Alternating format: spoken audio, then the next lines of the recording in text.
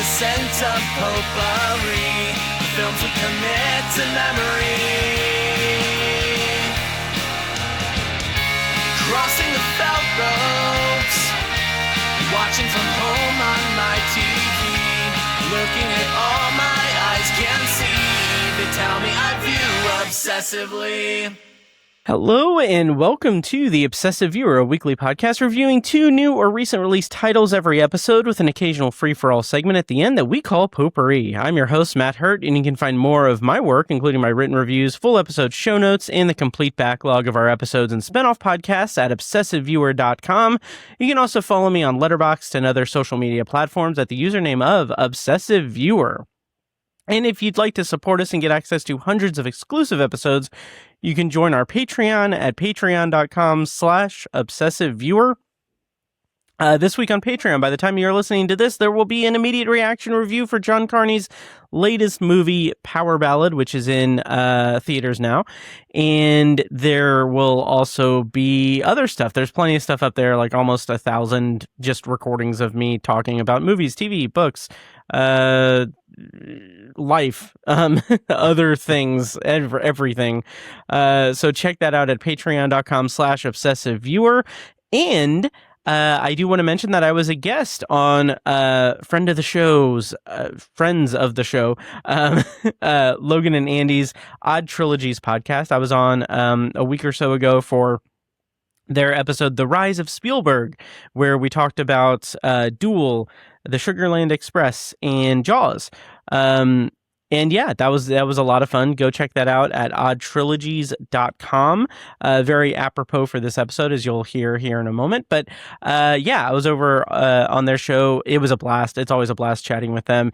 And I'm not going to say what it's going to be, but in an upcoming episode, I think early July, I'm going to be a guest again, talking about the rise of another filmmaker. So yeah, so busy little podcasting boy over here. So yeah, check that out at oddtrilogies.com. Go subscribe to them and everything. And once again, check out patreon.com/obsessiveviewer for a bunch of more content from Obsessive Viewer. And if you want to support me without messing around with Patreon and just make a donation or what have you, you can always buy me a coffee at buymeacoffee.com/obsessiveviewer. So, this week on the show, later, we're going to be reviewing the new Jennifer Lopez film on Netflix, Office Romance, in the secondary review. But before that, actually, I'm going to be reviewing it because the person I have not yet introduced yet did not see Office Romance. But anyway, before that, we're going to be going over some news and Indianapolis screenings before reviewing the new Steven Spielberg movie Disclosure Day in this week's feature review.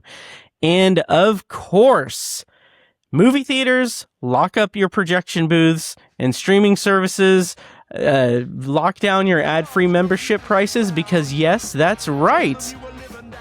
Joining me this week is my co-host Tiny. And the boys are back in town, guys. Tiny, how's it going? And how much are you regretting everything? I don't know why I still am surprised that you have some kind of audio drop every time I come on the podcast. So dumb. Oh man, I love it though. It's nice. It's the best. So I am doing great, man. Thanks for having me back. Of course. It's been since the year in review episode since I've been on here. It has been. And yeah, I'll ask you what all you've been up to and everything. But yeah, I'm always delighted to have you on and everything. It's funny because I realized earlier this week that this episode as it comes out is going to be, well, actually, I don't know, because if I have an episode next week, it could possibly, I don't know. Basically, the long and short of it is this is potentially the final episode of the Obsessive Viewer podcast's 13th year. Because we turn 14 in, or I don't math, 13. Yeah, I don't know. We turn 14 in Jesus, no, wait, Jesus, we turned 13. We turned Math. 13. Yes, we turned 13 on the 21st, June 21st. We finished our 12th year. There we go. Yes, because that's right. Yes, because it started in 2013, and Wow. I've forced us to keep going because I have nothing else in my life. But I'm joking, of course. But Right. but yeah. So that's interesting. We're gonna be teenagers, man. I know, right? Yeah. Dude, party at someplace, I don't know. You wouldn't even understand. Yeah, You're sure old. I know, right? Because I don't know. Whatever teenagers say now. Yeah, I think they say 6, 7, and You're super sus, anyway. bro. I know. I don't know. Tiny is secretly revealed to be a teenager. Yeah. So Tiny, we're 13.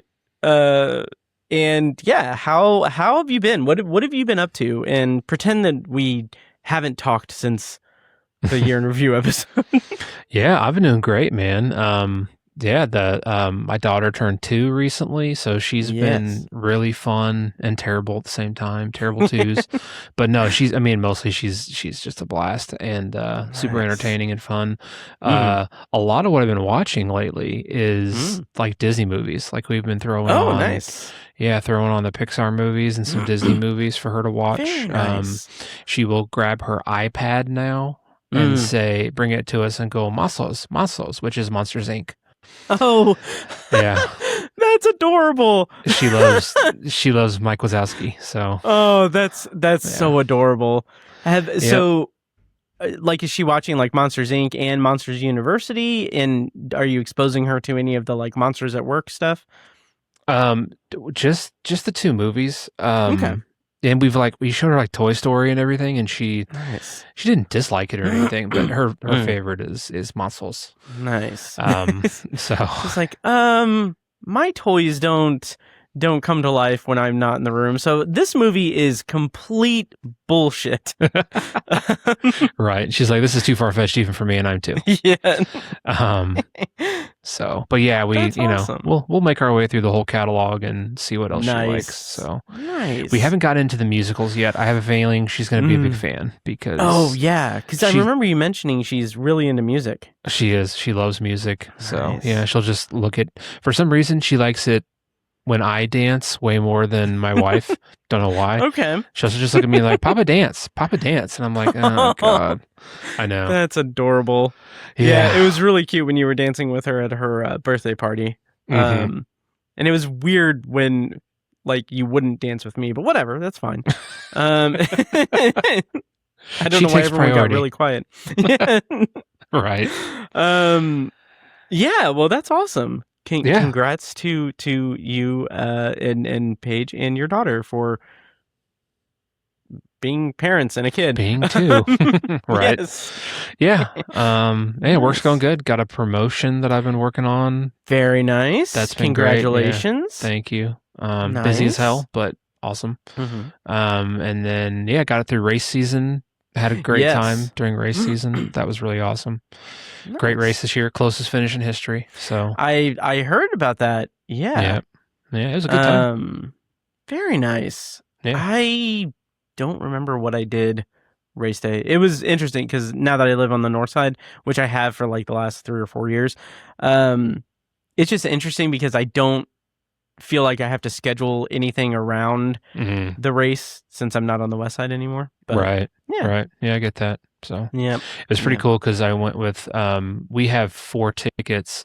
My wife didn't go, so I went with I always go with my father-in-law. And then my brother-in-law came and brought his son. Oh, nice. So it was 3 generations of Hummels. That's my wife's maiden name.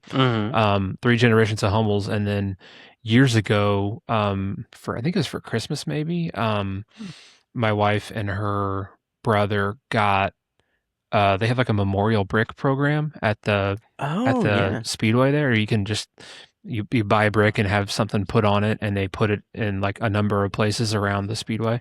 Nice. And so they got one in honor of my wife's grandfather, her Oh, dad's dad. nice. Yeah, and like he used to bring they're from Ohio originally, and they used to come to Indy for the race all the time, even back in like the 60s and 70s and stuff like Oh, that. wow. So yeah, so my father-in-law has a lot of great memories of his dad. Like he kind of started that tradition with their family, and so it was really cool awesome. because it was my father-in-law, his son, and then his grandson. They all went and found the brick by the museum and got a picture with it. So it was kind of like 4 generations all there at the same time.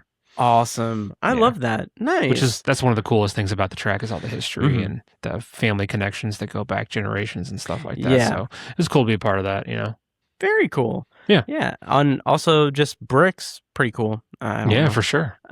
Yeah. That's awesome. Well, I'm glad to hear that. Yeah. And yeah, what else? Like, have you watched anything else? Any other TV or movies or? I went to the theater on a whim. Just we've been, since the race ended, we've been like kind of taking it easy, and my wife's been going out and hanging out with her friends, and I stay home with the kid, which I love. It's fun. I don't. But she like feels. My wife feels bad. She's like, I want you to go do stuff too, and I'm like, I'm totally happy to stay home with her. Like it's fun, and like I don't. It's not babysitting. It's spending time with my daughter. Like it's fun. I don't. Yeah. But she feels guilty for some reason, so I decided to capitalize on it. I was like, hey, do you care if I go to a movie tomorrow?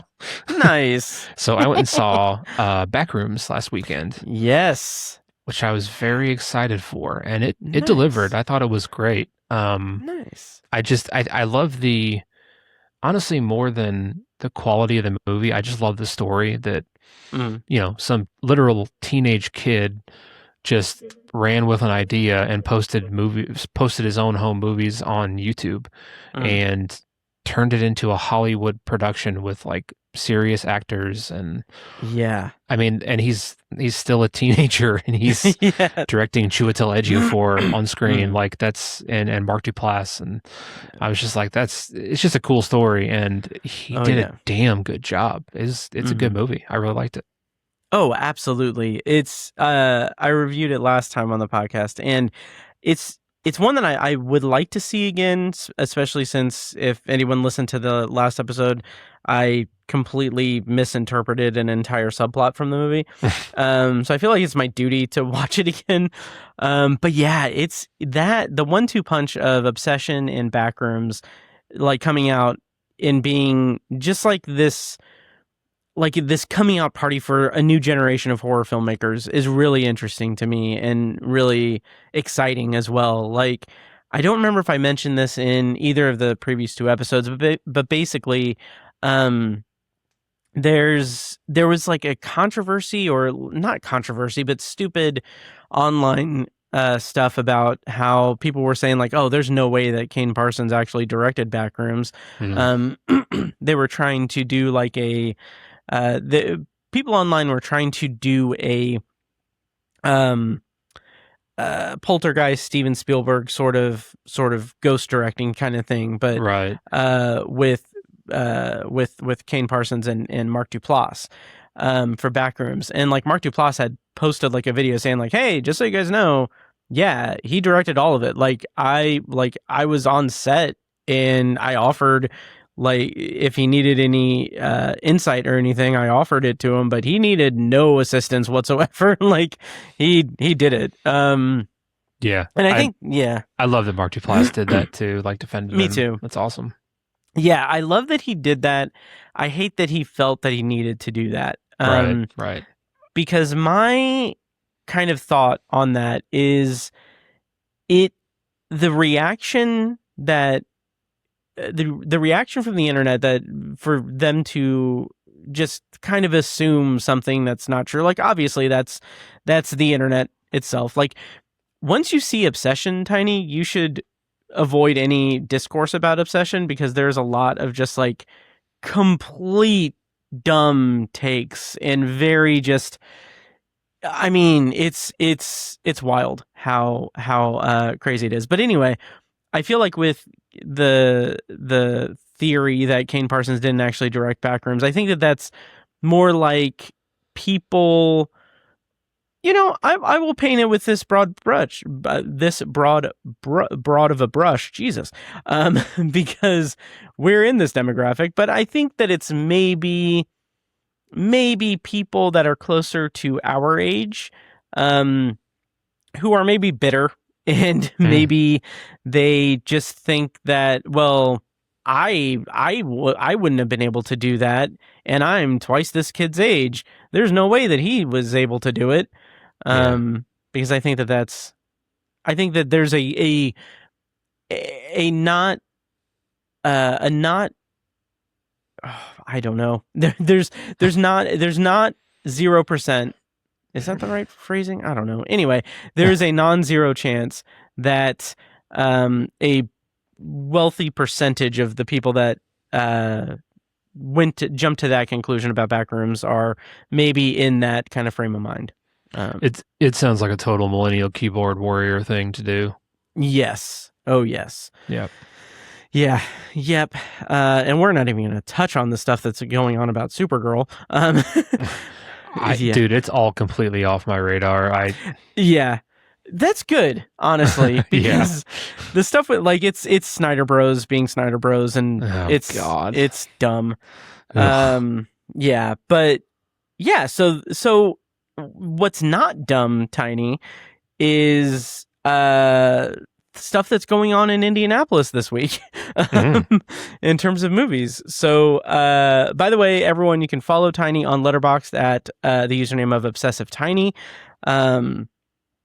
Who I'm sure as soon as this recording is done, he's going to log Disclosure Day. I've been so bad about logging movies, man. And that's fine. Yeah, that's bad. That's fine. It doesn't hurt my heart at all. Not really. It's just I want to stalk my friends. But anyway, what's going around in Indy? There's some interesting stuff coming up in the near future. Of course, at the Alamo Drafthouse, they are doing the first and third Sunday of each month is movie trivia, hosted by my friend and IFJA colleague Lou Harry. Again, that's the first and third Sunday of each month around, I think, 6:00 or 6:30. But the information is on the website. But it's a really fun trivia, like movie trivia. It's a mix of difficult stuff and pretty easy stuff, but it's a very good mix of that. Very inventive categories, and it's free to play. Like, you can just go there and just hang out, and you can get a drink from the bar or get food or just sit there and play trivia, do trivia. Really fun, really cool environment, and Lou is a great guy, and his presence as a trivia host is fantastic. So check that out, first and third Sunday of each month at Alamo Drafthouse on the west side of Indy. And also on June 21st, they are having a screening of After Sun, which is a movie that I've only seen once, and I'm kind of tempted to go there on the 21st. Actually, I think I can't on the 21st, but anyway, the After Sun. Did you see it, Tiny? No. Okay. It was really good. I mean, it's a few years old, but Paul Mescal and I can't remember the filmmaker's name. I'm so sorry, but it's great. Yeah. Nice. Yeah. And then that is at Alamo Drafthouse. Over at the Can. This is something that I like. Okay, I'm going to talk about this a little bit, and I'm gonna just kind of, I don't know. On June 25th, which is the day before my birthday, the day before my 40th birthday, the Can is having a VHS screening of I Saw the TV Glow, which is, of course, my 2024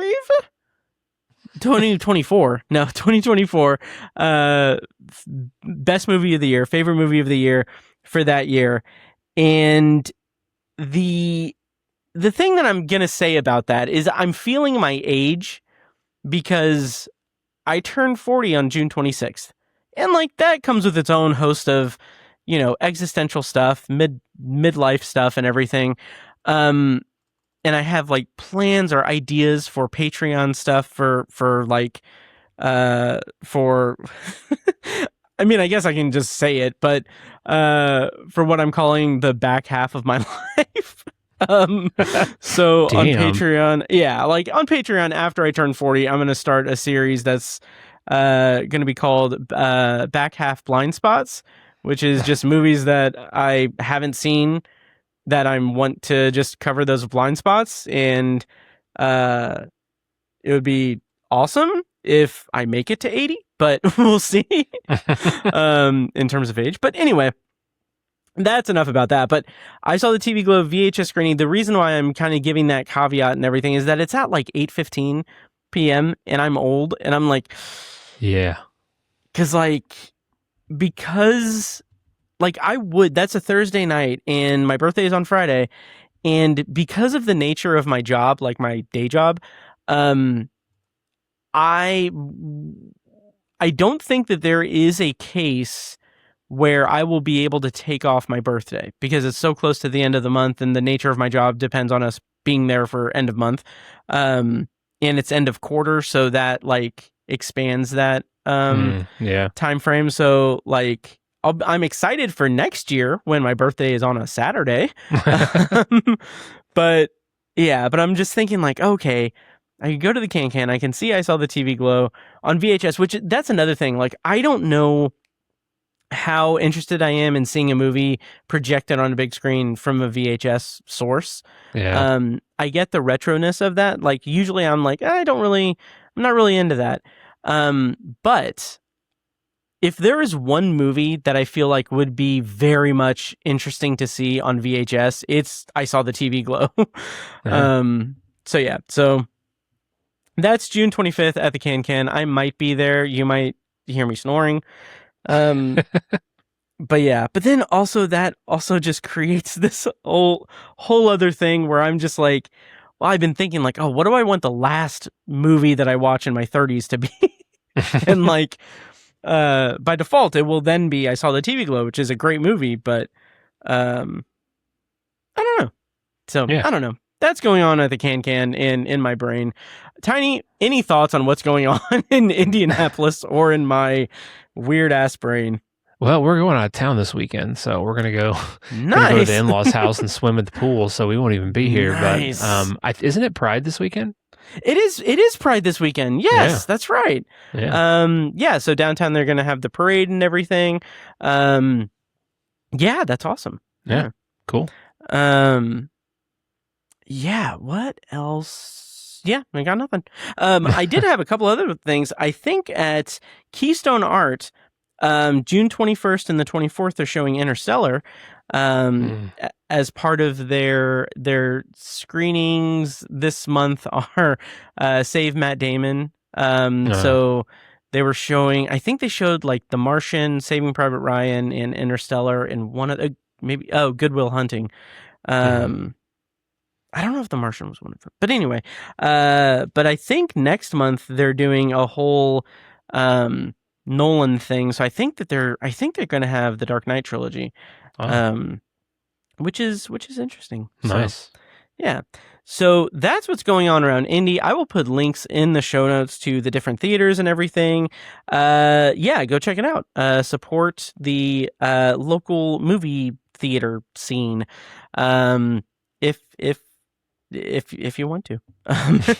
So that's it for what's going on in Indy. Tiny, do you want to do some news before the reviews? Yes, sir. All right. So the big, I'm going to do these two smaller ones, and then we'll talk about the trailer that we were talking about off air. So the first piece of news I have is that 24 Jump Street is in the works with Jonah Hill, Channing Tatum, and Ice Cube in talks to return. So notably, it's skipping over 23, but it's in the works. Are you interested in seeing a continuation of this franchise, Tiny? And how do you feel about this news? Sounds kind of weird to me. I had no idea. I hadn't heard this news. I mean, I'll go see it, but kind of surprised. It's been a while. It has been a while, and it's interesting because, of course, I don't know if this is why they're skipping 23. I think it's just a goofy thing that they're doing. But it's worth noting that back in whatever year it was when Sony had their massive hacking incident, and it leaked that there was talks about doing 23 Jump Street being a mashup of the Jump Street franchise and Men in Black. So I don't know if that's why they're skipping it, but it's apparently not going to be that. But kind of interesting nonetheless. That would be such a horrible mashup. I still don't understand the logic of that. I really don't know. Yeah. Wow. Okay. Yeah. So anyway, the other piece of news I have is really just a quote that Steven Spielberg said.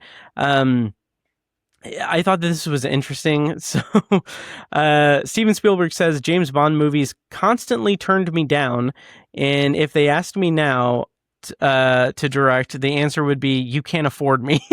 Oh shit. And I guess he had reached out to them after Jaws was a huge hit, and they were just like, "Yeah, no, we're good." Which, yeah, like thinking about that, it just makes me wonder. I mean, I don't have many like references offhand, but just like the idea that someone of like Spielberg's caliber or any other filmmaker, like the movies that we almost had from them, like a Spielberg Bond movie, a Spielberg Star Wars movie, a Nolan Bond movie, just it boggles the little brain. For sure, yeah. Yeah, that'd be cool. I mean, it's kind of surprising almost that he never got one. Yeah. Oh yeah. Yeah. It's interesting for sure.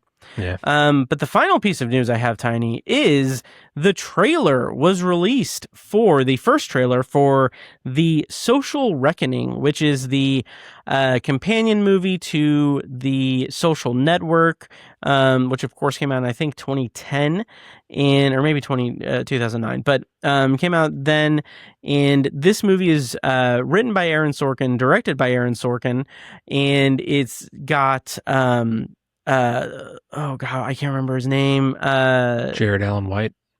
No, well, it does have him, and oh my god, why can't I? Jeremy Succession. Strong. Jeremy Strong, yes. Jeremy Strong is playing Mark Zuckerberg. So I saw the trailer, and we'll talk about it for sure. But the thing that struck me was the moment that Jeremy Strong like speaks in that trailer is so like it just made it click together with me, like, oh, okay, he's a, you know, he's a method actor, he's very into like going method, and like this is gonna sound hokey, but that just seems like he's just disappeared into Mark Zuckerberg. Yeah. I love that casting. Yeah, it's incredible. What did you think of this trailer, Tiny? The only way it could be better is if it was Jesse Eisenberg. Oh yeah. Like I would actually love that. Oh yeah. Yeah. I was not plugged in at all to the stories from Jeff Horowitz, the journalist that this is about. Honestly, I just don't, not that I didn't care. I didn't follow it very closely. Interesting. But I mean, I know that Facebook's, their image is tarnished, and they haven't really done much of anything to repair it. Right. I guess when I initially heard of this, I was like, man, it's been 16 years since the last movie came out. But I was like, it's a logical sequel because it's following real life. So yeah, I'm not mad about the span of time. Actually, that doesn't bother me. But yeah, I'm just curious if the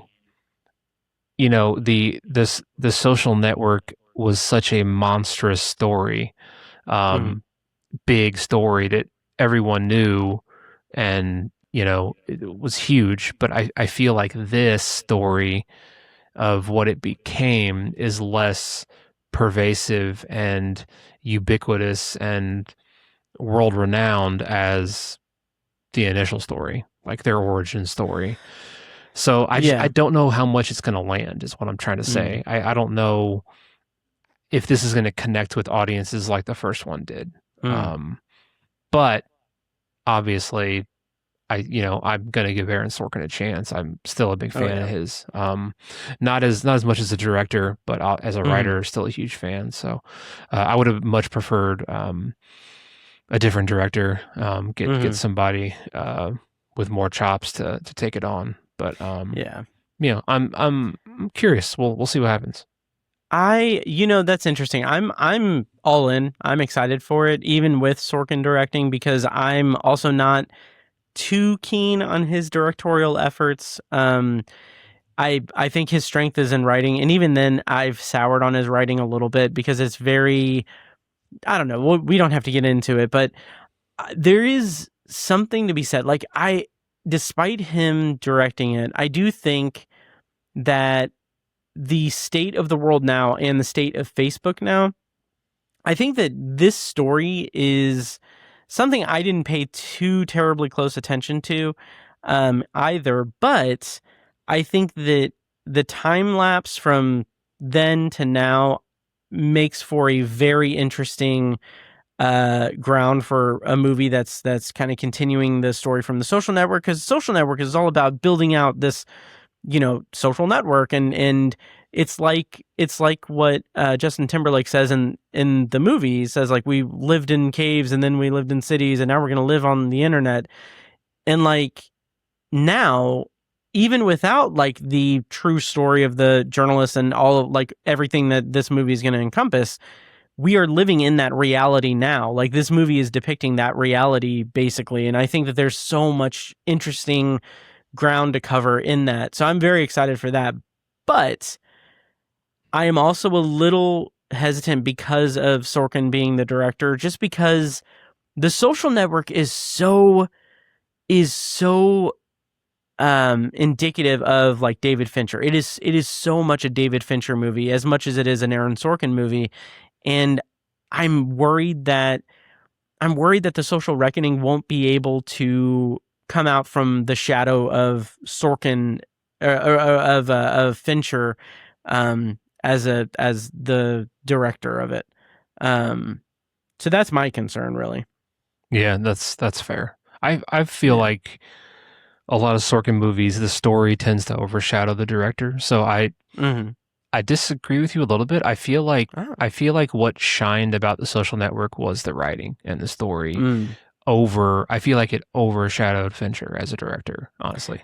That's really interesting, because like I can understand that. I can respectfully disagree, just because it has Fincher's fingerprints all over it. But I think the thing that worked best about that is with The Social Network is that combination of Sorkin and Fincher, because Fincher notoriously does like a ridiculous amount of takes, and like that the dialogue is so rapid fire from Sorkin that I think that melding of a very precise director directing very precise dialogue and having that kind of Fincher sheen to it is the winning combination for The Social Network. But I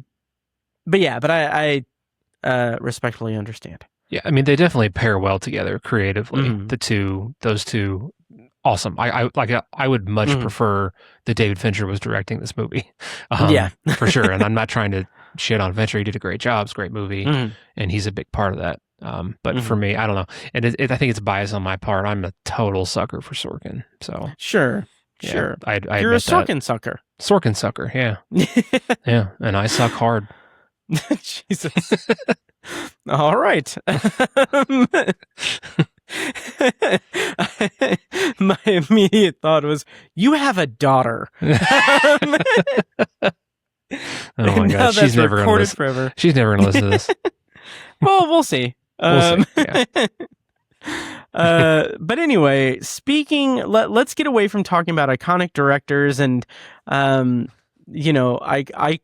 icons of the film industry, and let's talk about the feature review, which is Steven Spielberg's Disclosure Day. Are you ready to review Disclosure Day, Tiny? Yes, sir. All right. So, of course, we're going to do a non-spoiler review followed by a spoiler review for Disclosure Day. Disclosure Day is in theaters and it came out June 12th. When we switch over to spoilers, we'll play a clip from the trailer. And yeah, so if you want to navigate around the spoiler section, check the show notes for timestamps. Those show notes are also available at obsessiveviewer.com/OV508. And in the description of the YouTube version of this episode, if you're watching that. So the premise for Disclosure Day, according to IMDb, is if you found out we weren't alone, if someone showed you, proved it to you, would that frighten you? Interesting plot summary. But director was, of course, Steven Spielberg, and writer was David Koepp, who also story by credit by Steven Spielberg. And the cast includes Emily Blunt, Josh O'Connor, Colin Firth, Eve Hewson, Coleman Domingo, Wyatt Russell, Henry Lloyd Hughes, and Elizabeth Marvel. So, Tiny, we're in the non-spoiler section of our Disclosure Day review. What did you think of the movie, and what were your expectations going in this new Spielberg alien movie? So I had pretty high expectations. I think Spielberg is undeniably a titan of science fiction.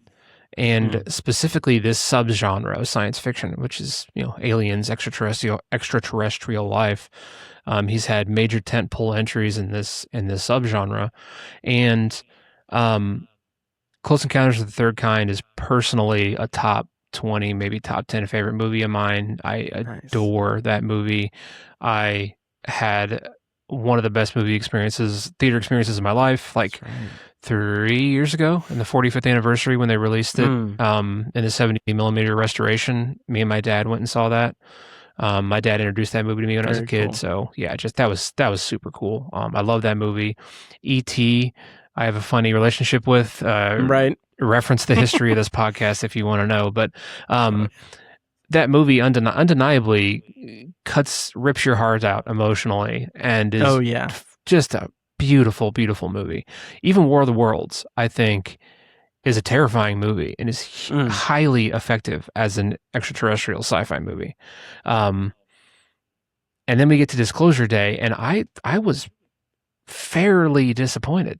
I was expecting magic, because all those three movies, at least two out of those three movies I just described, had absolute magic on the screen.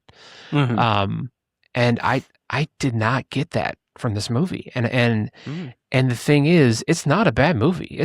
It's a good movie. It is a perfectly serviceable alien sci-fi movie, and it has a lot more than a lot of other movies in the subgenre do.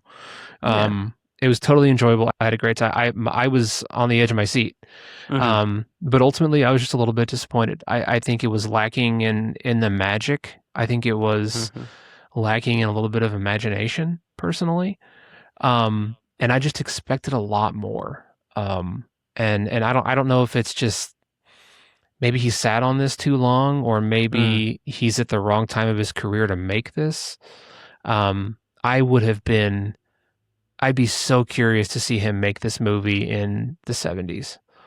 Oh yeah. With that technology and the style of the time, I think it might be a better movie.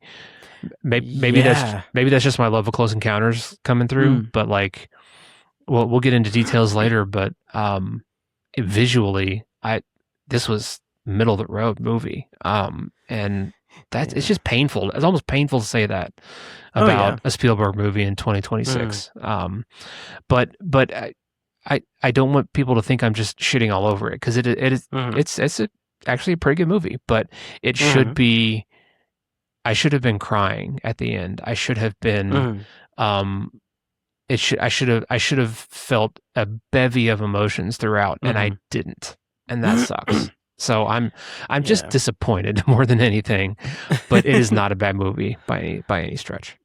Nice, well said. And I think we're gonna fall in line pretty closely with this one, because I too thought it was just okay. Like, it was nothing terribly special. It was missing that magic, like you said. And I'm someone who, admittedly, like I'm not a huge Close Encounters fan. Like it's incredible. Like I mean, it's impressive. It is worthy of all the acclaim and everything. It's just it didn't really, when I rewatched it like 4 years ago, it just didn't click with me the way that I was hoping it would. So maybe I'll revisit it at some point and it'll click with me better. But yeah, E.T.'s incredible.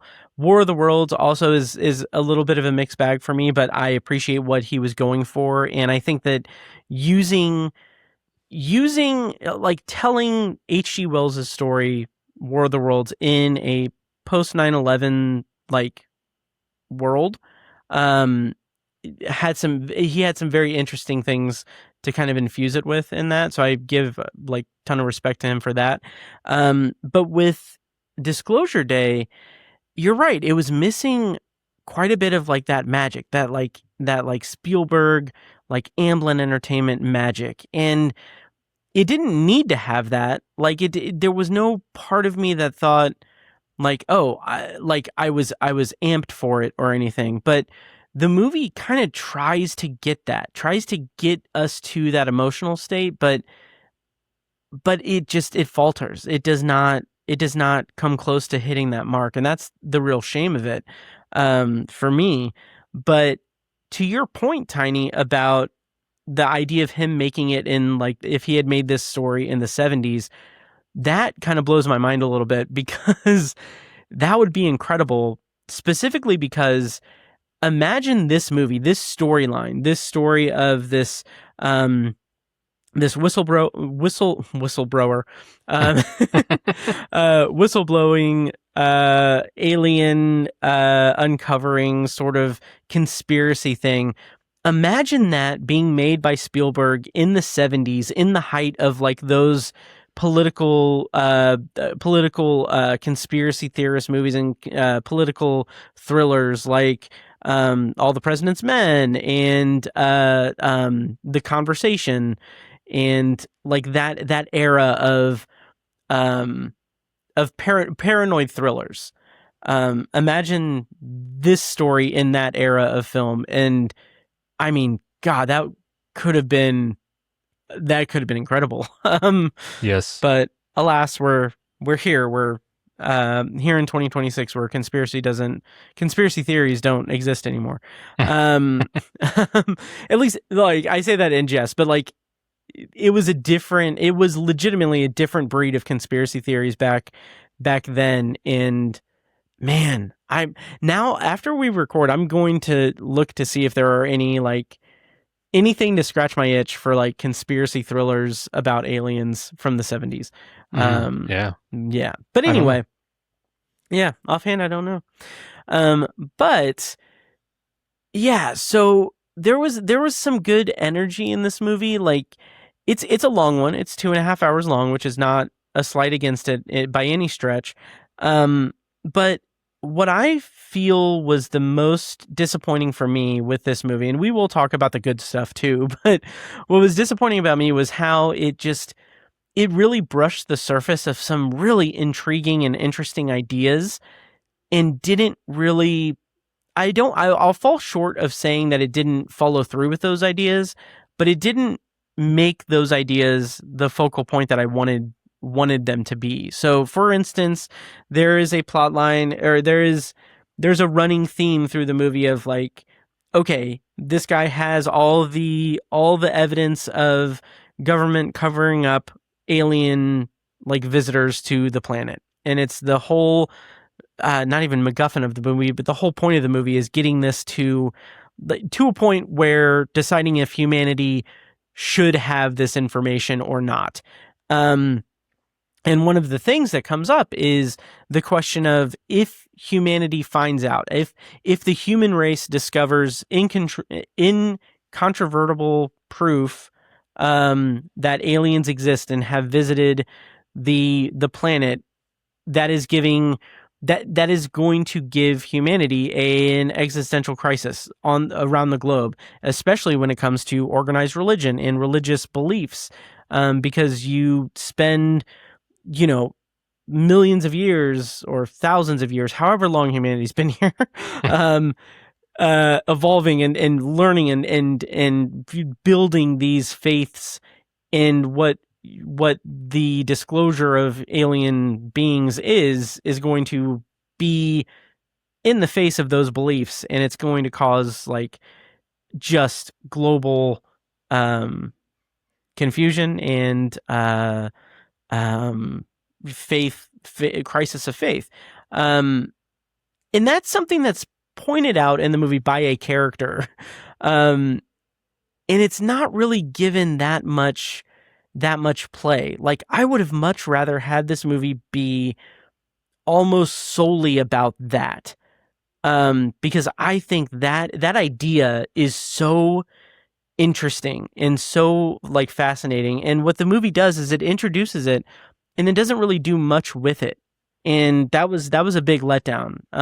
What it does instead is it has a bunch of like action-y set pieces, like chase sequences, which does capture some of that vintage Spielberg like excited action stuff, but it didn't really, I won't say that it didn't fit in this movie, but it didn't feel like it was the most effective use of the movie's runtime. When you have these very compelling ideas presented in the movie. I agree. Yeah, there were some thrills for sure. Mm-hmm. Total thrills, and the mystery of it totally had me hook, line, and sinker. And I was waiting on bated breath for the next scene. I was like, man, where's this gonna go? Where's this gonna go? And I was totally into it. But yeah, I don't think any of it was particularly miraculous, or it didn't necessarily stand out from other movies in the genre in that regard. Yeah. Oh yeah. And I would, this is going to be kind of, I don't know, sketchy, or I don't know what it's going to be, but basically, if it was anyone other than Spielberg, I feel like this would be a pretty forgettable movie. And I don't mean that as like, oh, Spielberg gets a pass because he's Spielberg. I mean that more as like, oh, this is Spielberg doing science fiction in an alien story for the first time in a very long time. That will get the butts in the seats. But if this movie was released as it is from like any other director who doesn't have that pedigree, doesn't have that history, I feel like this would be a just, kind of forgettable experience. Yeah, I think you're right. Yeah, which is a shame. It is. Yeah, and I mentioned this over on my guest appearance on Odd Trilogies, but the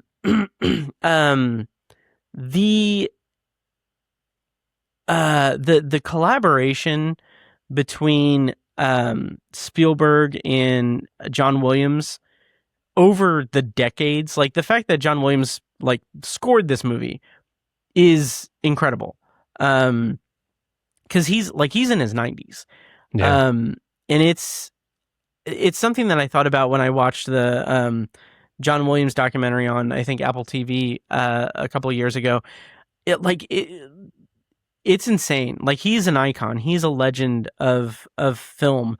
And just the fact that he and Spielberg have had this collaborative relationship over half a century is just astonishing to me. I don't know. That's a non sequitur, basically. Yeah, it sounds like Spielberg basically bullied him into coming and doing it. Like he like got him out of retirement to come score the movie. So yeah, I mean, you can't. Honestly, I don't know that you can name any other person in film that has been more influential than John Williams. Yeah, had more of an. Sorry. Any person in film who's had more of an impact on the industry than John Williams, honestly. Like he's absolutely. I'm not sure who else you could possibly name. Yeah. Oh yeah. And maybe it's crazy to Spielberg would be maybe the closest. Oh yeah.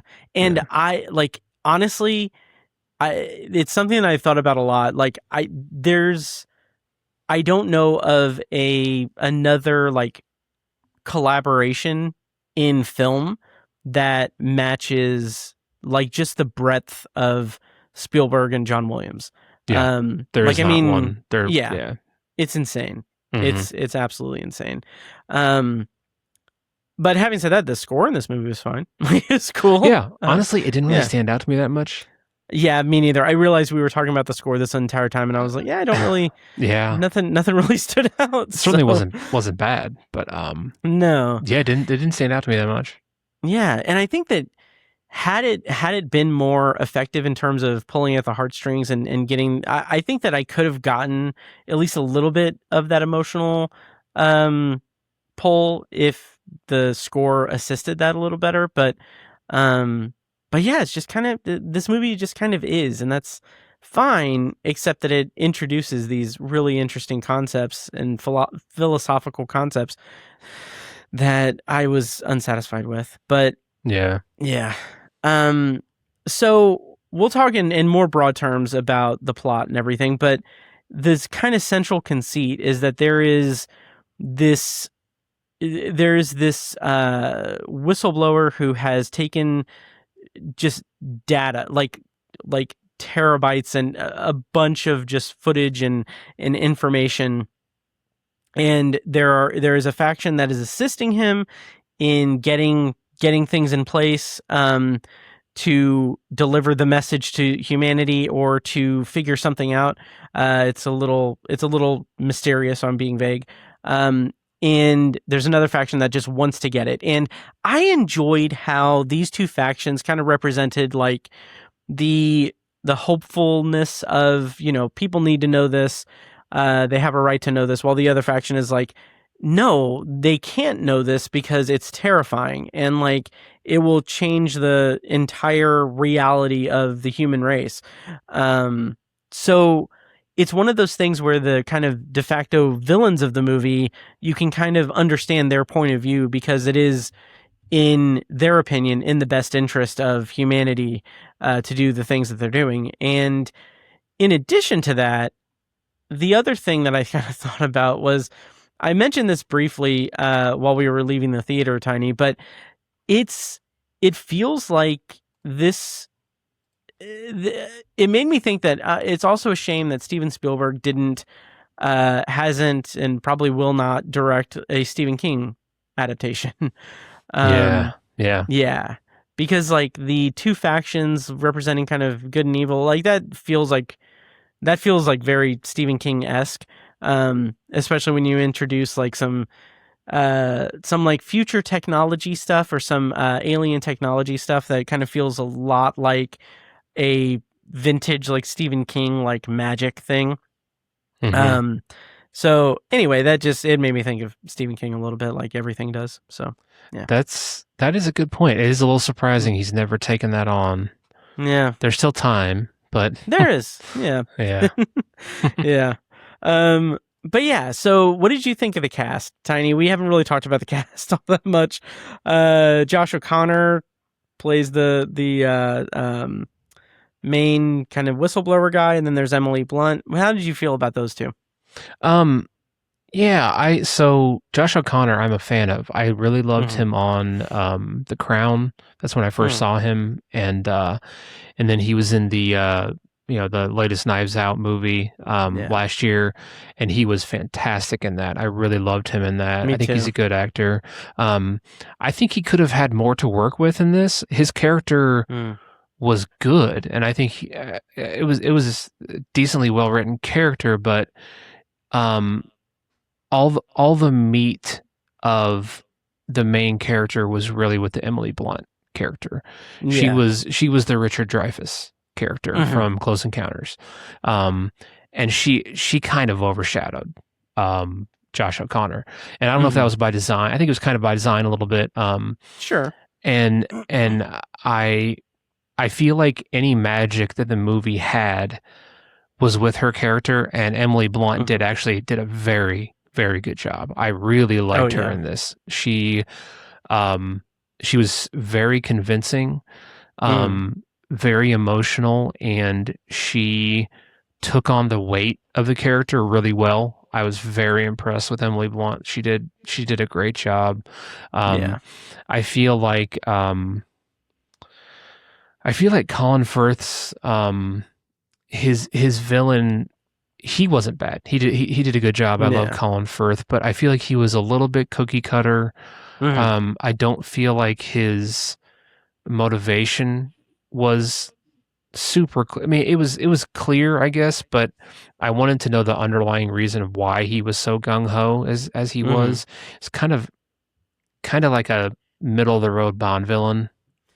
Yeah, it does kind of explain a little bit like his backstory, but it's all kind of it's not as focused as I feel like it could have been.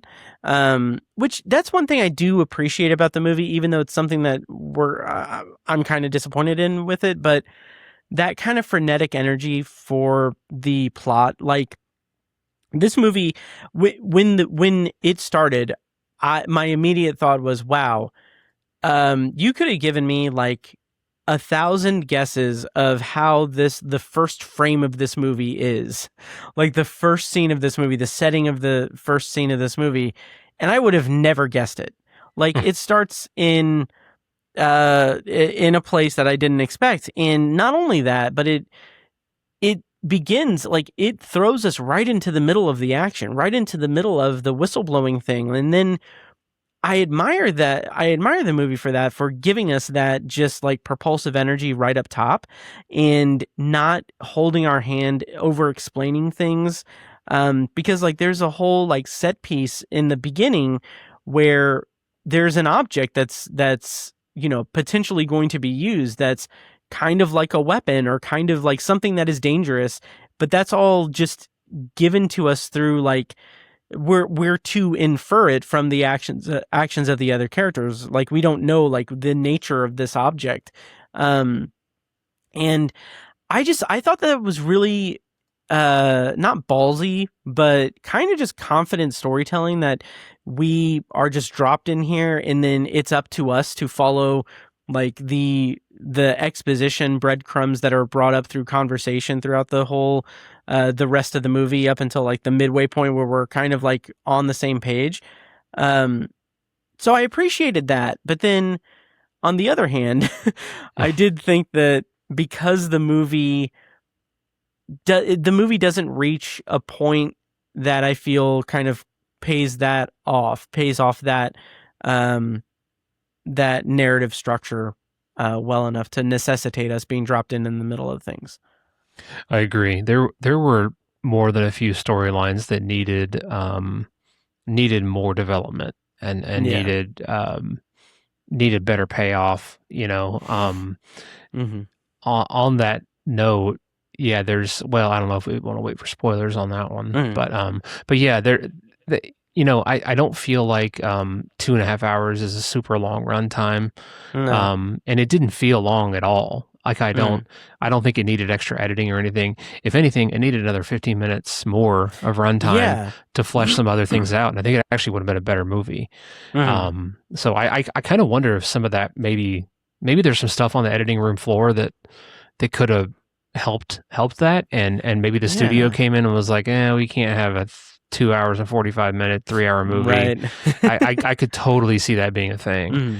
But it's also Steven Spielberg. Like, yeah, I was just gonna say, like, I can see that, like, them being like, I'm sorry, Steven Spielberg, we can't have this. Like, is it Spielberg? Is that how you say it? You know what I mean?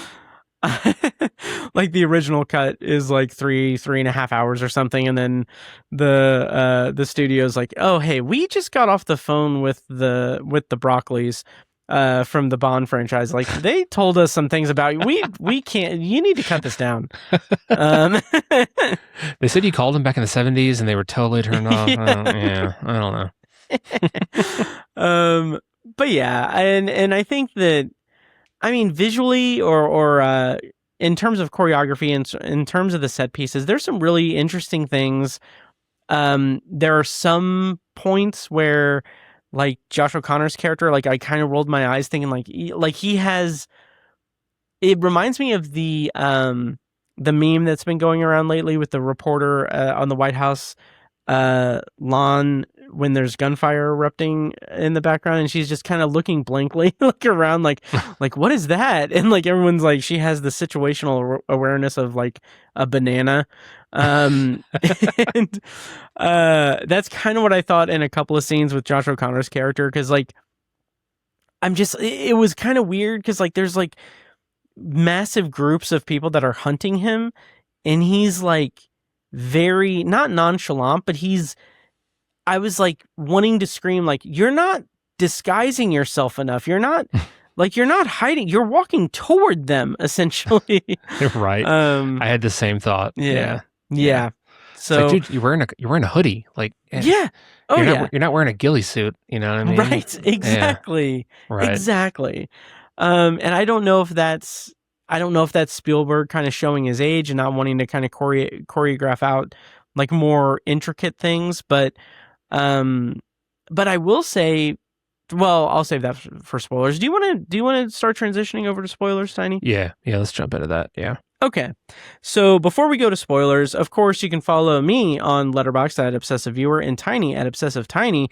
Tiny, on Letterboxd, what did you / will you be rating this movie? I'm going to give it 3 stars. Nice. I do think it's a solid movie, bordering on like kind of a good movie, but it's just, it's just expectations were not even close to met. And that was just it's hard to get over the disappointment is kind of the best way to put it. At least for me. So yeah, 3 stars. Nice. I'm the same, honestly, 3 stars, and I didn't heart it or anything. I think it's a perfectly serviceable movie. Like I said, if it was anyone other than Spielberg, it probably would just be kind of forgotten. It would still be 3 stars for me. But it would just be something I didn't really think much about afterwards, which is a shame because those ideas that are presented in it, I think there's so much subtext to be mined from those ideas that this movie just kind of squanders them.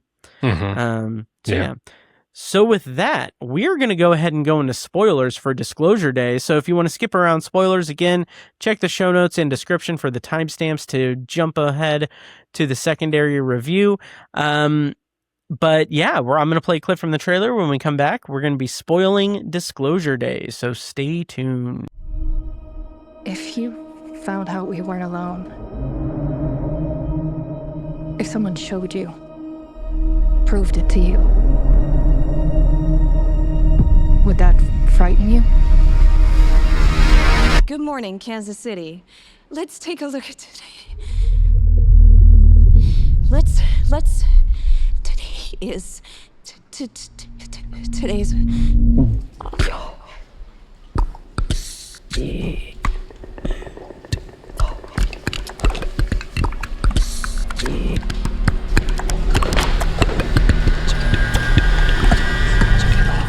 All right, so spoilers on for Disclosure Day. Tiny, should we start with the kind of the connection between Josh O'Connor and Emily Blunt's characters and how that's kind of explored in the movie?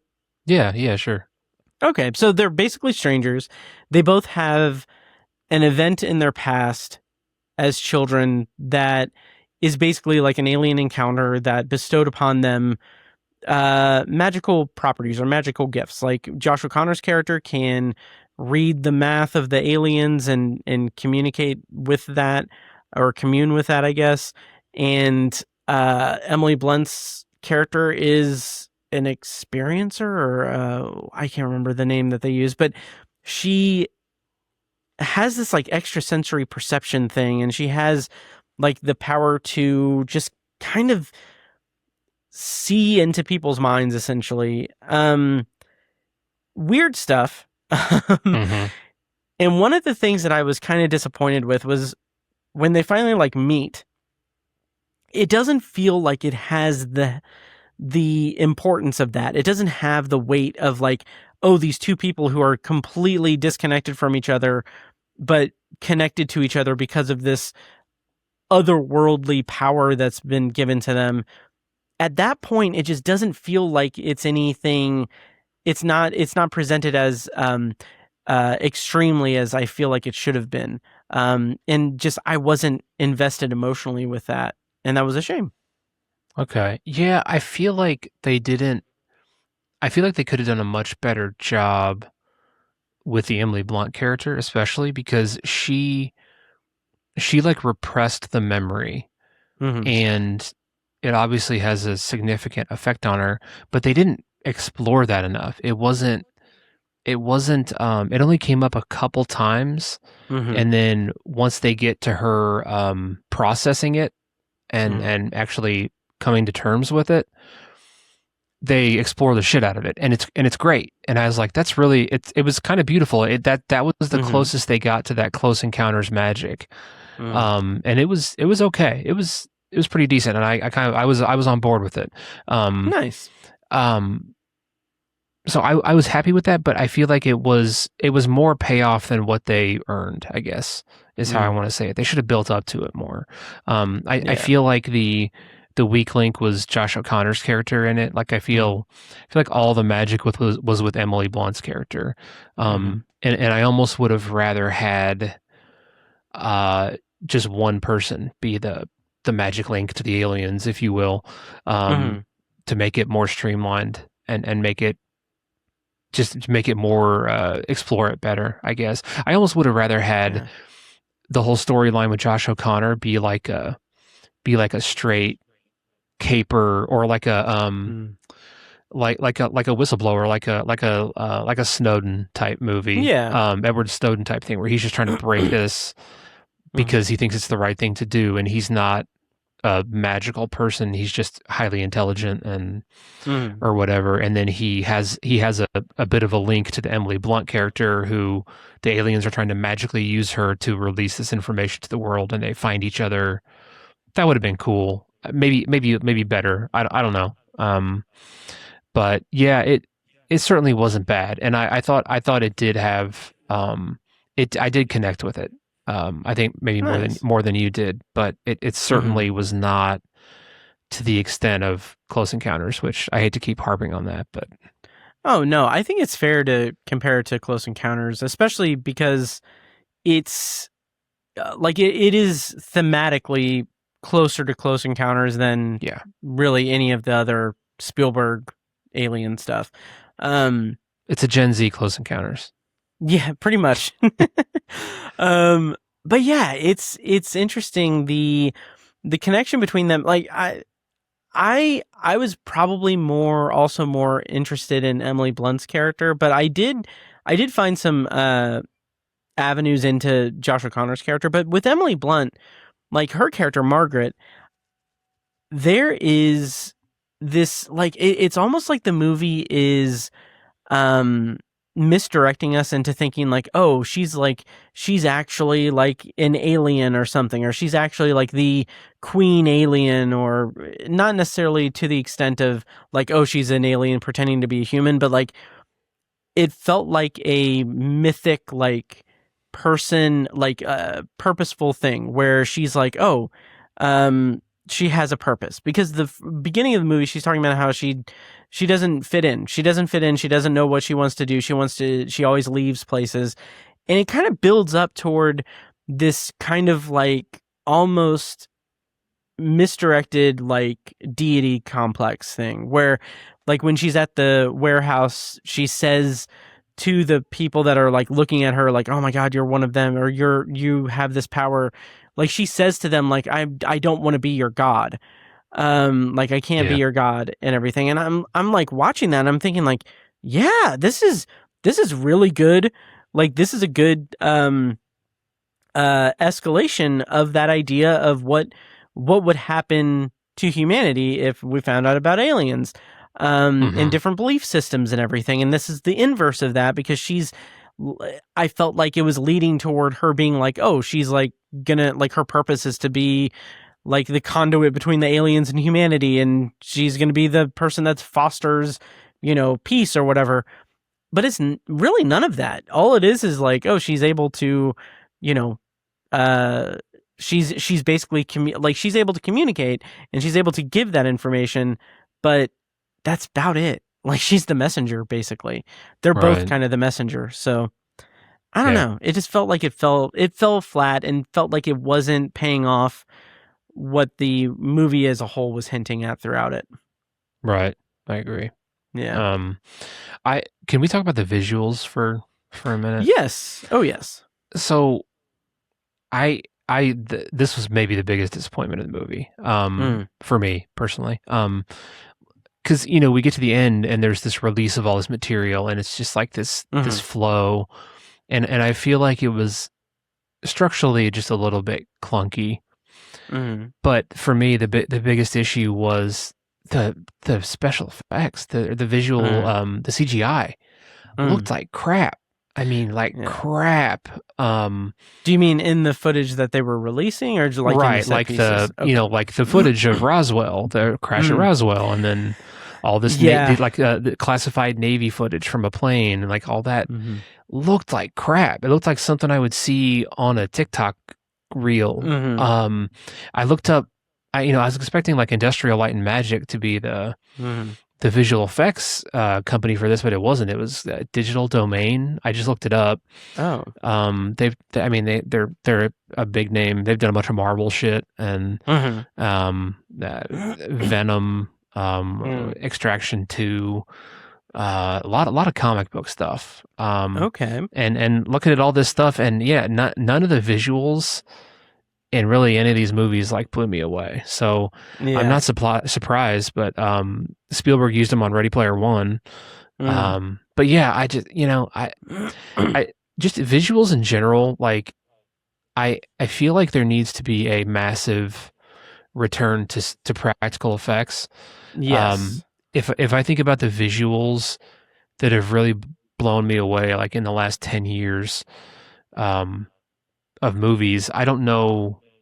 I can't think of much that was digital, that was CGI. Yeah. Nothing CGI compares to Sam Mendes functionally throwing a fucking subway train through a wall in Skyfall. Nothing compares to Christopher Nolan buying like 6 boats from the Norwegian Navy or whatever the hell he did and sinking them in the harbor intentionally for Dunkirk. You know what I mean? Like that or ship. the plane in Tenet. Yeah. I'm trying to think of other stuff, but it's I feel like the practical effects are just so much better. And I think about, again, I keep going back to Close Encounters, but the extraterrestrial visual, the practical effects of those miniatures they made blow everything in this movie way the hell out of the water. Oh yeah. Like that movie is visually superior to this, and it's almost 50 years older. Like, yeah. So I was super disappointed with. I thought it just looked like crap. The production was fine, like the sets and stuff like that. They were fine. Nothing crazy good. I feel like the control room of the intelligence company, whatever the hell it was called, Wardex. That was kind of cool. That was a cool set. And the train scene. It wasn't practical. It was CGI. It was okay, but the structure of that scene was cool as shit. That was very thrilling. I really loved that. Oh yeah. But the CGI was okay. Yeah. What I loved about that is, again, gonna reference Odd Trilogies, which I was on a couple of weeks ago. They had me on to do The Rise of Spielberg, so Duel, Sugarland Express, and Jaws, his first 3 movies. And for Duel, I had never seen it, and that is a movie about a big tanker truck that's fucking with and terrorizing a businessman on just desolate California highways. There's a scene in that movie where the truck is trying to push the guy into a moving train, just like in this movie, and he doesn't succeed because that's like a low budget TV movie and everything. And I just love the kind of full circleness of it with Disclosure Day having like a scene where like Spielberg is able to do that now. Like he's like, oh, we're going full bore into the train and having a whole big set piece. Like that's fine. That was cool. Yeah. But yeah, to your point, like the CGI and stuff of, in particular, the aliens, like the actual like gray people, in that footage, that did stick out to me in a bad way. It felt very just kind of like it needed an extra polish or something. Yeah. I wish I could. I don't know. I was just so disappointed. Yeah. Oh yeah. Yeah. I I am monitoring the weather stuff. I was getting ready to message you because I hope my internet doesn't go out. Oh yeah. Me too. I'm sitting here and I'm hearing the siren. Yeah. So yeah. Anyway. So if anything happens to this recording, this is why. But anyway, a friend of mine was messaging me and said, I feel like, because he's driving home from somewhere. No. Oh, driving home from somewhere. He said, we felt our car leave the road one time trying to drive out of something. Yikes. Yeah. So that's scary. Anyway, speaking of scary, aliens. But yeah, the whole thing with Colin Firth's character, I appreciated the kind of swing that he took with being like an out and out like villain character. I thought that was fine. But where the movie just kind of fell flat for me, and we can kind of start winding down too, so that we can shelter in place from like terrible weather. Right. But the whole ending sequence of the movie felt like the fact that it dropped us in to the plot, like just right in the mix. I liked that because it felt like at the time it was going to build toward, like, I thought the disclosure thing was going to be like the midpoint of the movie, or like the thing that ushers us into the third act, because we got the character, we got Jane talking about like, well, what's it going to do for Faith and everything, and what's that going to do for like what are people going to think about that? And with like we don't know. Like there's also, we haven't even talked about the whole fact that like in the movie the world is on the brink of World War III, and that's like just paid lip service. That was so dumb. It was mentioned like twice in the movie. Like there's not even any footage. Like it's yes, and it's supposed to be like when we get to the point where they're about to unleash the footage and everything, that should be like, it should be a ticking like clock of like, oh, we're moments away from World War III, and like it does do that, but it does that in such a way that it's like we don't have enough context. We don't even know like what exactly is going on. It's just like, we need that there. And then that's compounded by the fact that throughout the entire movie, Colin Firth is being like evil dude and everything, which he like, there's references from Coleman Domingo, who's fantastic. I freaking love Coleman Domingo.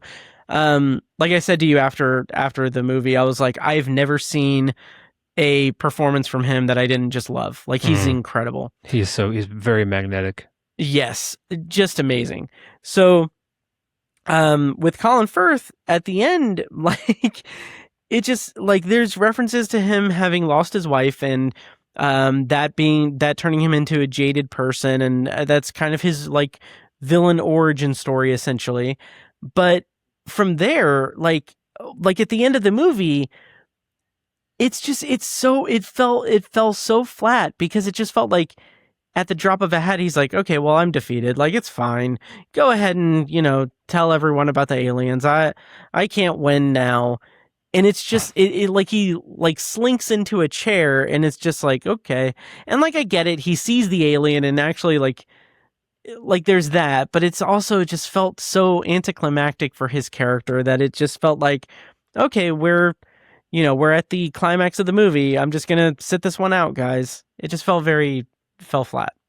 Yeah. It didn't bother me that much, because I feel like it was, I feel like I respected the acceptance that character was experiencing at the moment. Like, Sure. like she literally turns the power back on with, you know, like that was, he was like, okay, and I think there was an earlier scene where it was a cool part, where she just walks into that camp and just like messes with people's minds and gets Josh O'Connor out of there.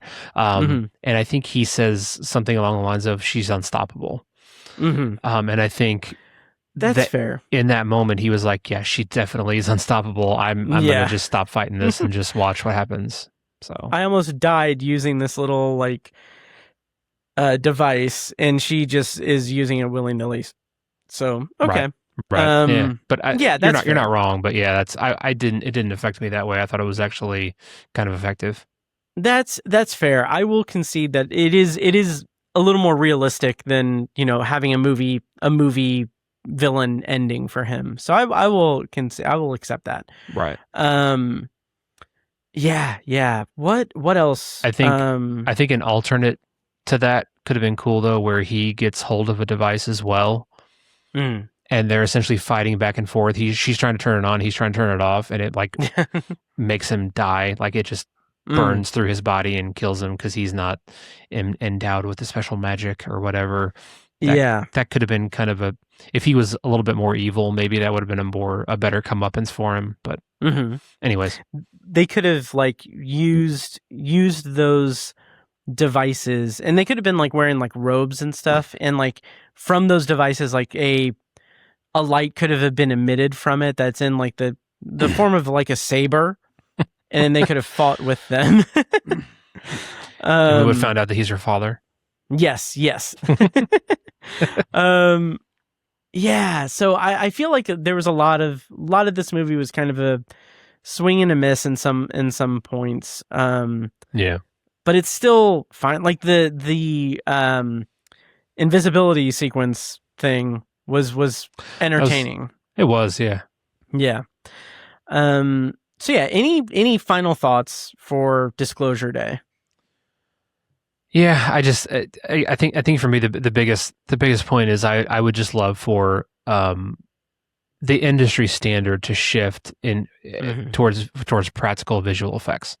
Yeah. That was like maybe the biggest hurt for me, because I just remember being a kid watching Close Encounters and I was like, this is a fucking old movie. Why does this look so awesome? Like I was like the light in that movie and the way the way all that stuff worked in that movie, that was magical, and it's like completely absent from this movie.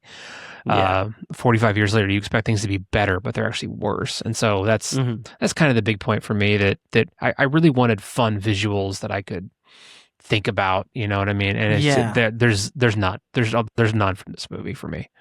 Oh yeah. And I hate to constantly bring us back to this, but like I feel like there's something to be said about the fact that, you know, Spielberg just released like a big sci-fi tentpole movie, and I'm far more interested and excited about these two horror movies that came out in the last month or so with Obsession and Backrooms. And I think that is the shift in like movies right now, like the current shift into something kind of interesting to see what the future unfolds for it, that we have like this exciting new breed of filmmaker, and the seasoned ones are, you know, they're not in the limelight as much as they used to be.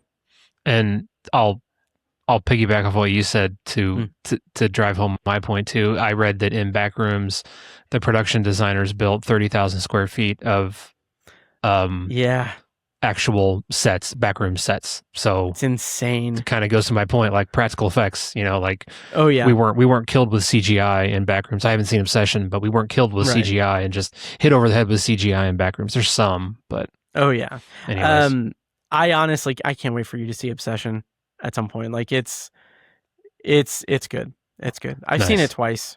Awesome. Yeah. Yeah. And if you want company for me to see it a third time, I would definitely go. Okay. Cool. Yeah. So, I think that should basically wrap it up for Disclosure Day. Hopefully we're not about to be flown away to Oz because the siren is going off again. Oh, geez. So we're going to end this review. Tiny is gonna leave us, and I'm gonna do a solo review of Office Romance. But Tiny, before I cut you loose, where can people find you online, and what movies are you excited about? What do you have on your radar, if anything? I think, Dune Part 3, that's the big one that I just can't wait for. There's stuff that's come out that I still haven't seen yet. Yeah, and I'm sure you're excited for the Odyssey. The Odyssey, yep. Yes. Not as excited as I could be, but yeah. Well, I'll definitely go see it. Nice. All right. Well, that will do it for this feature review. Stay tuned, and I'm going to do a solo secondary review. But Tiny, thank you so much for braving the storm of this conversation as it storms outside. So, so we're going to say goodbye to Tiny, and stay tuned for the secondary review. Bye. And before we get to our secondary review, I want to take a quick moment to remind you that if you like the show, please take a moment to follow us on social media and subscribe to and rate the show on Apple Podcasts, Spotify, YouTube Music, or whatever your preferred podcast app is. And don't forget to subscribe to the Obsessive Viewer Podcast YouTube channel as well, where I post some videos here and there, some short form content as well, and clips from the various podcasts that I do. So be sure to do all that. And now back to the show. All right, so tonight's secondary review is for Office Romance, which is currently streaming on Netflix. It was released on June 5th, 2026 on Netflix. And the premise, according to IMDb, is Jackie, president and CEO of Air Cruise, runs a tight ship in her business, including a rigid anti-fraternization policy for all her employees, which is severely tested when a sexy new lawyer begins working for her. Director was Ole Parker, and writers were Brett Goldstein and Joe Kelly.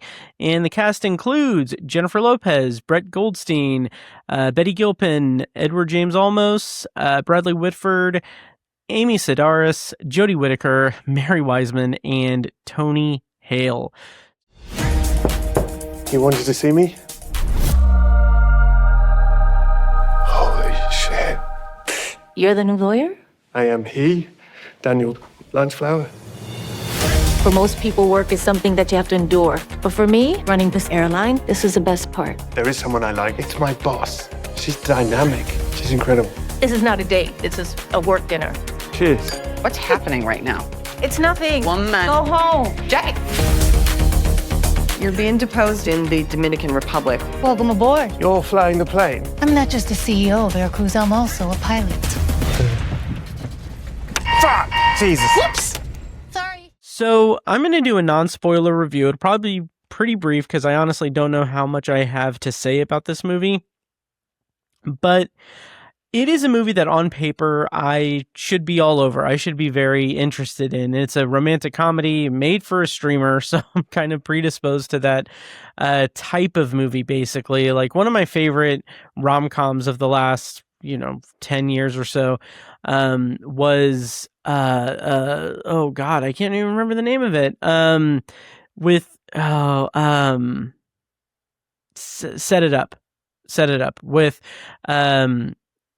Glenn Powell and Zoe Deutsch. And I loved it. And I also like Always Be My Maybe. I like these kind of Netflix geared romantic comedies are kind of a good indicator of a movie that I would like, basically. There have been some bad ones, like there was one, I don't know, but the one where Players, that was terrible. But regardless, this is the type of movie that I should be kind of, all about. And it's kind of indicative of Jennifer Lopez's kind of next era, I guess, for her career, or this like current trend of her doing these types of movies. Like she was in Marry Me with Owen Wilson and Second Act. I remember, I don't think that was really a rom-com, but these kind of just, streaming friendly romantic comedies and comedies. So again, I am predisposed to like this type of movie. And I was looking forward to it because I knew that Brett Goldstein co-wrote the script, and he's an interesting guy. I've seen some of Ted Lasso, and everything I see of him is pretty good. So I kind of expected a little more out of this movie, but it didn't. I don't know. I wouldn't say that it didn't disappoint because it was pretty bland and disappointing. But the big issue that I had with Office Romance was that it really just seems to follow that romantic comedy template to a T, and that's fine in most cases. Like, I am pretty okay with movies that follow that specific template, because that template is what makes romantic comedies good and fun and energetic. It's that kind of romantic fantasy world, essentially. And when you have the tropes of the genre, like the crazy best friend character who is the confidant, who is a large personality, who basically gives the comic relief to the drama, the romantic drama that plays out with the main characters. Like, that is a steadfast trope of the genre, and you can have that and also have a kind of reinventing of the genre a little bit here and there. Like, you can subvert it in different ways. What this movie does is it takes those tropes and just follows them very closely without really doing much to innovate or reinvigorate that style of movie. And I don't need a movie to do that, but I need something more. Like, what this movie does, the central premise, like I read, is about a forbidden office romance between a CEO and a lawyer for a major airline company.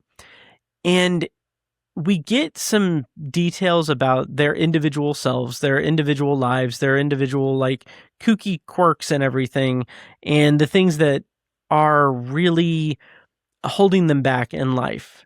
Like, Brett Goldstein's character is kind of closed off. He's kind of a private person, and Jackie, Jennifer Lopez, is living kind of in the shadow of her father, who was the person that started the company that she's now running, and she doesn't have a lot of confidence from the board, and the board of directors for the company is basically trying to find ways to get her out of there. And she's wanting to prove herself because she's passionate about the company and flying and everything. And so those are two kind of archetypes for characters that are fairly strong for a romantic comedy. But the problem is, it doesn't really do enough for that in service of those character arcs. Jennifer Lopez's character gets the brunt of it, gets most of the character development, and it's relatively satisfying. But I feel like Brett Goldstein's character's closed off nature, too personal nature, isn't really developed enough, or really isn't interesting enough. And a big part of that, a big reason for that, is the subplot involving his sister, played by Jodie Whittaker, who is incarcerated. She's in prison, so he visits her a few times in the movie. And I talked about the kooky best friend character, kooky confidant character, and she fits that for Brett Goldstein's character. However, the reason that she's in prison is a little out of left field. It's a little, it's played up like a comedic beat, like, oh, she's just crazy, or she's goofing around and saying something that's not the actual case. But then it's later it's the actual reason she's in prison, and it's a little jarring. And I didn't really respond to that in any big way. But the standout of this movie is the confidant, kooky, quirky confidant character for Jennifer Lopez's character, Jackie, played by Betty Gilpin, who plays Sydney, I think. Yes, Sydney Bloom. Betty Gilpin plays Sydney, and she is a very, very advanced pregnant I guess assistant or executive assistant to Jackie. And her whole thing is that Jackie is telling her, okay, well, you need to take maternity leave when the baby comes. Like, that's just cut and dry. That's what you need to do. And she's like, no, I'll be back the next day it's not going to be a problem for me to come back. And, that's a fun little running gag, but Betty Gilpin plays that character with such an aggressive energy and vulgar energy that kind of upturns the movie a little bit, or flips the movie on its ear just a little bit in a good way. And that was really entertaining. She really stood out. She was fantastic.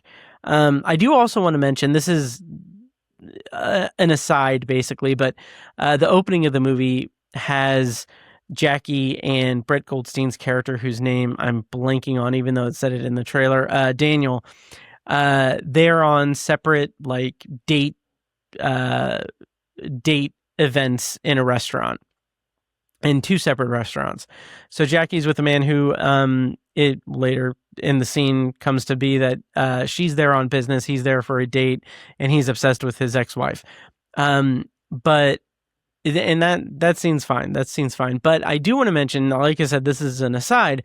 The woman that Daniel is on a date with in that opening scene is played by Lisa Gilroy, who she's I've been thinking about this for a while because I'm a big fan of Comedy Bang Bang and clips that I've seen from Make Some Noise on Dropout TV. But Lisa Gilroy is an amazing improv comedy performer. Her performance in the Comedy Bang Bang podcast, every time she's on an episode, it is unreal. It's amazing. It's fantastic. And there's one clip of her on Make Some Noise on Dropout TV where it's she and Colton Dunn, who played Garrett on Superstore. They're doing their prompt is a rock star regrets putting or bringing a fan on stage. And Lisa Gilroy just goes to 11. She goes nuts. It is freaking hysterical. If I find it, I'll put a link in the show notes. But it is hilarious. It's so great. But anyway, so it was nice to see her pop up in a movie, and her role in this movie, it's brief. It's just in the opening scene. Is very much in line with her comic sensibilities on the various improv things that I've seen her on. It's just I'll leave it at that. It's fun. But overall, this movie is it's passable. I ended up rating it 2 stars, which I feel like is maybe a little bit harsh. It's a little bit, I don't know, maybe I'm too harsh on it for that, but really I think what it comes down to is I was just let down because when a movie follows the romantic comedy tropes and that archetype of a movie, it's usually done in a modern sense. It's usually done in a way that is in reverence to those tropes or in reverence to the history of the romantic comedy. And here it just seems like, well, this is what a romantic comedy is, so let's write it this way. It doesn't seem like it's in reverence or anything. It's not doing anything too interesting with it. There are maybe 2 references to iconic moments in romantic comedy history and romantic movies in general. Like the kind of end of the movie has a blatant reference to The Graduate. That's fine. It's okay. But the way that the movie skips over an integral part of the storyline is not unforgivable to me, but it is something that I feel like is a massive missed opportunity. So obviously in the movie, they start dating, and when they are dating, there's a montage of them kind of sneaking around. They're establishing their ground rules for their relationship. And then we see a montage of them kissing in the elevator when no one's looking and having these innuendos in company scenes. And that's fine. But I feel like the movie just missed out on having anything in the movie be poking fun at the fact that they have to sneak around. because that's all we really get is that montage and a couple of examples of them kind of flirting and being weird around people, and their whole demeanor shifting as they kind of fall deeper and deeper into lust and love.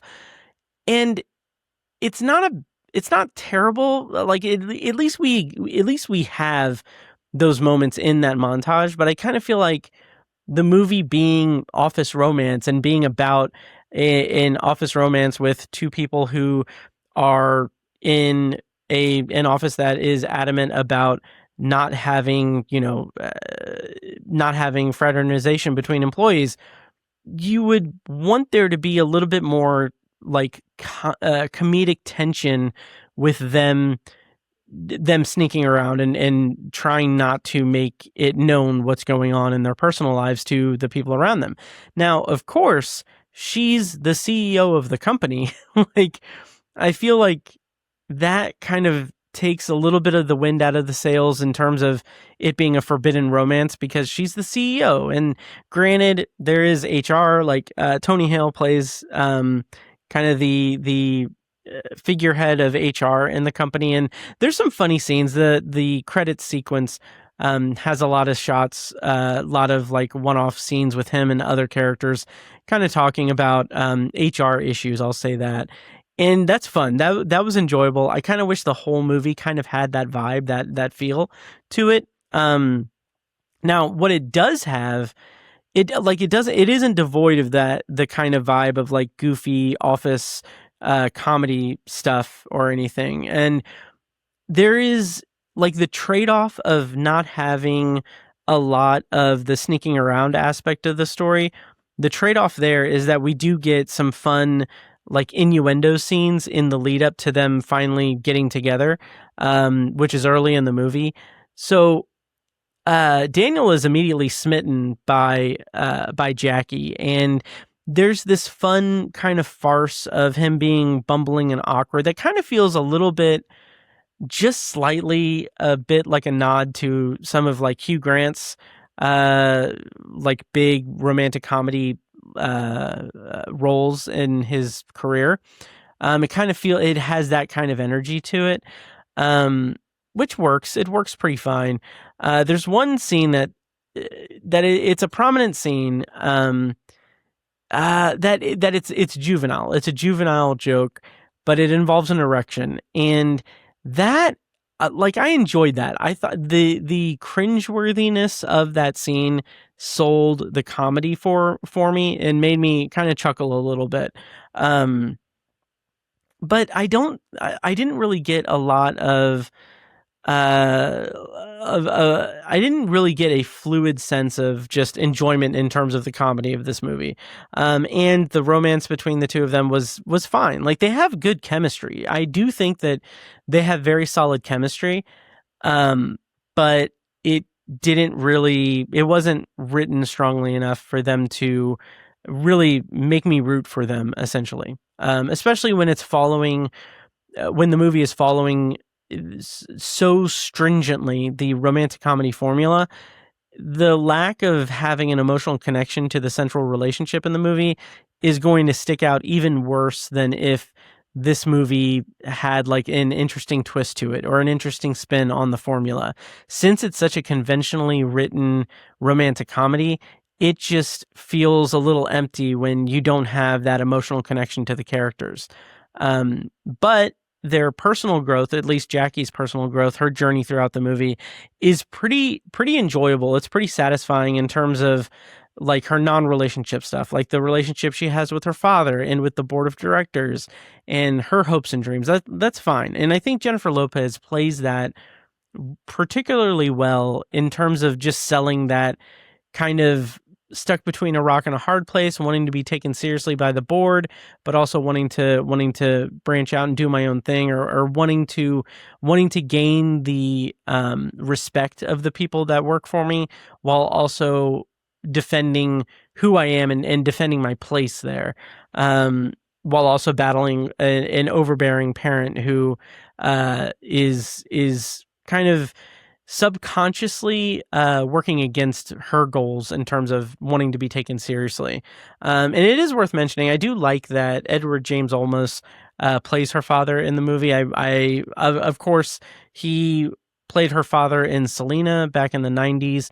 And I had looked it up, but apparently he was also in a movie called My Family from the early 90s where she played the young version of one of his daughters in the movie.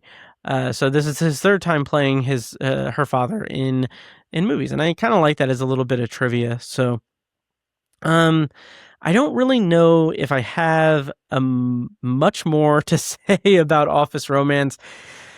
It was, it's going to be completely forgotten by me in, by the end of the year, for sure. It's going to be one of those that just kind of slipped from my mind as a movie that I'll say down the road, oh, I remember I saw this, and didn't I review it? Yeah, I probably did. It's one of those kinds of movies. And yeah, as always, your mileage may vary, but it's available on Netflix. It's streaming on Netflix, and I'm not opposed to seeing like another rom-com written by Brett Goldstein and Joe Kelly. I mean, I think that there are some bits here and there that I think could work, that are indicative of talent behind the scenes in terms of the writing, that I think that with a little more polish, I think that they could do like a much better romantic comedy, a more inventive romantic comedy, I think. So I think that'll just about do it for my review of Office Romance, which again is streaming on Netflix. It was released on June 5th. Yeah, check it out and let me know what you thought. I ended up rating it 2 stars, like I said, on Letterboxd, which you can follow me at the username of Obsessive Viewer on there. I would say maybe it'll grow on me if I see it again, but I'm never going to see this movie again. I highly doubt I will ever watch this movie again, which is fine. There's a lot of movies out there. So that's my review of Office Romance, which again is streaming on Netflix. And I think that'll just about do it for this episode. Thank you so much to Tiny for joining me for this review for the review of Disclosure Day and just the general conversations we have, because it's always a blast. I love that guy. So that's it for this week's episode of The Obsessive Viewer. As always, thank you so much for listening, and make sure to follow the show on social media and subscribe to the podcast on your preferred podcast app. Also, check out Obsessive Viewer Podcast's other shows, Tower Junkies, a Stephen King podcast hosted by Tiny and myself, which maybe we'll do an episode at some point. Tiny is kind of busy, and I'm kind of busy too. So we'll get something out there at some point, but that is Tower Junkies. You can find that at towerjunkiespod.com, and also check out Anthology, which is my solo podcast, where I review The Twilight Zone and other classic sci-fi. Yeah, next week on the show, I don't know what I'm doing, and I ran out of the outro music. Next week it will probably be Toy Story 5 and something else. But yeah, I'll have that out at some point. But thank you so much for listening, and I will see you in the next episode. Looking at all my eyes can see, they tell me I view obsessively.